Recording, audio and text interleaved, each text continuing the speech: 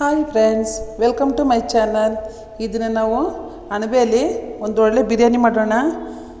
ನೋಡಿ, ನಾನು ಒಂದು ಪ್ಯಾಕ್ ಅಣಬೆ ತೊಗೊಂಡಿದ್ದೀನಿ. ನೋಡಿ, ಅದನ್ನು ಪೀಸಾಗಿ ಕಟ್ ಮಾಡ್ಕೊಂಡಿದ್ದೀನಿ. ಇದರಲ್ಲಿ ತುಂಬ ಅನುಕೂಲಗಳಿದೆ ತೂಕ ಇಳಿಸಲು. ಇದಕ್ಕೆ ಬೇಕಾದಂಥ ಇದು ಈರುಳ್ಳಿ, ಟೊಮ್ಯಾಟೊ, ಹಸಿಮೆಣಸಿನ್ಕಾಯಿ ಕಟ್ ಮಾಡಿರೋ ಅಣಬೆಯನ್ನು ತೊಗೊಂಡಿದ್ದೀನಿ. ಈಗ ಸ್ಟವ್ ಮೇಲೆ ಕುಕ್ಕರ್ ಇಟ್ಟಿದ್ದೀನಿ. ಅದಕ್ಕೆ ಆಯಲ್ ಹಾಕಿದ್ದೀನಿ. ಇವಾಗ 2 ಪೀಸು ಚಕ್ಕೆ,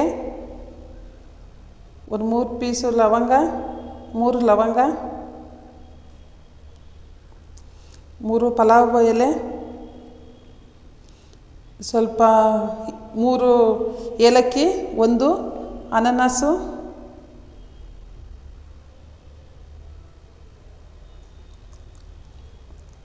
ಸ್ವಲ್ಪ ಮರಾಠಿ ಮೊಗ್ಗು 2,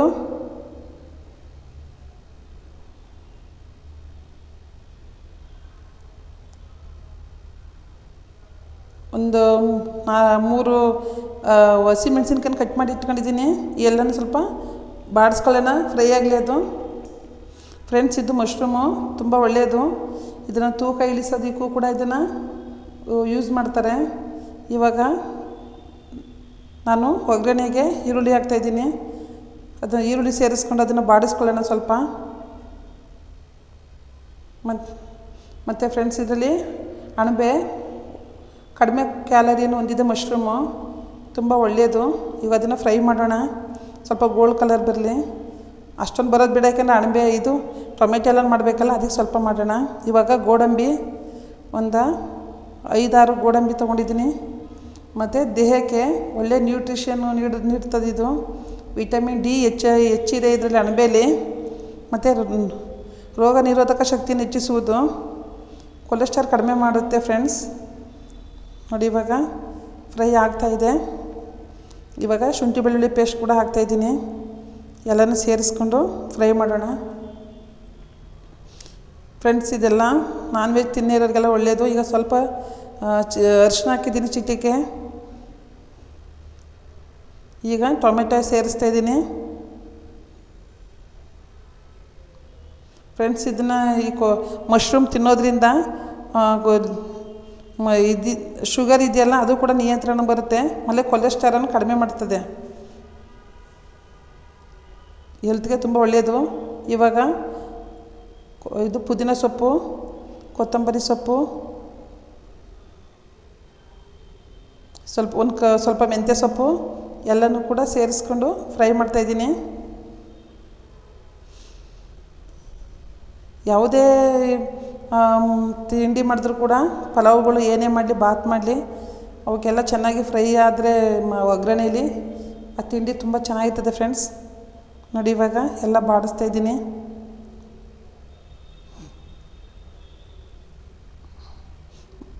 ಇವಾಗ ರೆಡ್ ಚಿಲ್ಲಿ, ಸ್ವಲ್ಪ ಧನಿಯಾ,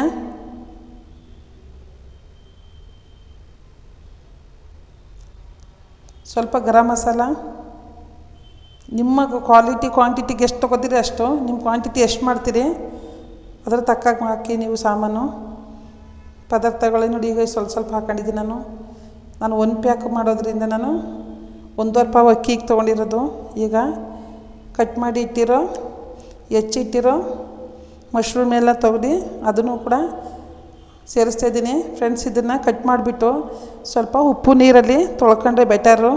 ಏನಕ್ಕಂದರೆ ಸ್ವಲ್ಪ ಅದು ಏನೇನಾದ್ರು ಅದರಲ್ಲಿ ಇರುತ್ತೆ ಅಂದ್ಬಿಟ್ಟು ಹುಳ ಉಪ್ಟ ಇರ್ಬೋದು. ಹಾಗಾಗಿ ಏನಾದ್ರು ಇರ್ಬೋದು ಅಂತ ಒಂದು ಇದರಿಂದ ಯಾವುದೇ ಒಂದು ವಸ್ತುನ ತೊಗೊಂಡ್ರು ಈ ಥರದ್ದು ನಾವು ಉಪ್ಪು ನೀರಲ್ಲಿ ತೊಳೆದ್ರೆ ಏನು ತೊಂದರೆ ಇಲ್ಲ. ನೋಡಿ, ಈಗ ಸ್ವಲ್ಪ ಸಾಲ್ಟ್ ಹಾಕ್ತಾಯಿದ್ದೀನಿ. ಒಗ್ಗರಣೆ ತುಂಬ ಸ್ಮೆಲ್ ಬರ್ತಾಯಿದೆ, ಗಮ್ ಅಂತ ಇದೆ ಫ್ರೆಂಡ್ಸ್. ಇದು ಈ ಮಶ್ರೂಮು ಕ್ಯಾನ್ಸರ್ ರೋಗವನ್ನು ಕೂಡ ಸ್ವಲ್ಪ ನಿಯಂತ್ರಣದಲ್ಲಿ ಇಡುತ್ತೆ ಅಂತ ಹೇಳ್ತಾರೆ. ತುಂಬ ಒಳ್ಳೆಯದಿದು. ನೋಡಿ, ಇವಾಗ ಎಲ್ಲ ಫ್ರೈ ಆಗಿದೆ. ಅದಕ್ಕೆ ನಾನು ಅಕ್ಕಿ ಸೇರಿಸ್ತಾಯಿದ್ದೀನಿ.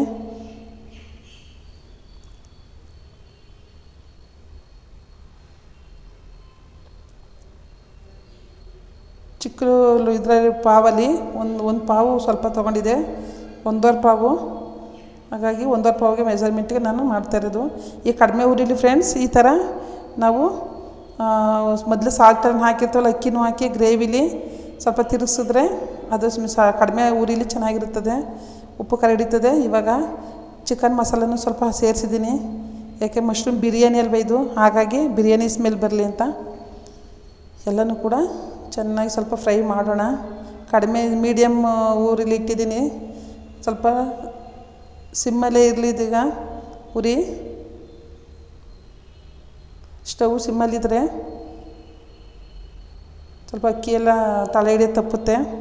ಈಗ ಪಕ್ಕದಲ್ಲಿ ಬಿಸಿ ನೀರು ಕಾಯಿಸಿಟ್ಟಿದ್ದೀನಿ. ಅಳತೆಗೆ 1 ಲೋಟಕ್ಕೆ 1.25 ಲೋಟ ನೀರು ಕಾಯಿಸಿಟ್ಟಿದ್ದೀನಿ.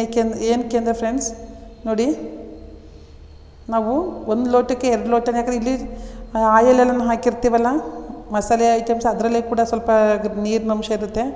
ಹಾಗಾಗಿ ನೋಡಿ ಇವಾಗ ತಿರುಗಿಸ್ತಾ ಇದ್ದೀನಿ ಎಲ್ಲನೂ ಕೂಡ ಬಿಸಿ ನೀರು ಹಾಕಿ. ಈಗ ನೋಡಿ ಕಸ್ತೂರಿ ಮೇಥಿ ಹಾಕ್ತಾಯಿದ್ದೀನಿ, ಇದು ಟೇಸ್ಟು ಚೆನ್ನಾಗಿರುತ್ತೆ. ನಾನು ಸ್ವಲ್ಪ ಕೊತ್ತಂಬರಿ ಮೆಂತ್ಯ ಸೊಪ್ಪನ್ನು ಕಟ್ ಮಾಡಿ ಹಾಕಿದೆ, ಜೊತೆಗೆ ಇದು ಕಸ್ತೂರಿ ಮೇಥಿನೂ ಕೂಡ ಮೆಂತ್ಯದೆಯ ಒಣಗಿಸಿರೋದು, ಹಾಗಾಗಿ ಇದನ್ನು ಕೂಡ ಸ್ವಲ್ಪ ಸೇರಿಸಿದ್ದೀನಿ ಸ್ಮೆಲ್ಗೆ. ನೋಡಿ ಫ್ರೆಂಡ್ಸ್ ಬೇಯ್ತಾ ಇದೆ.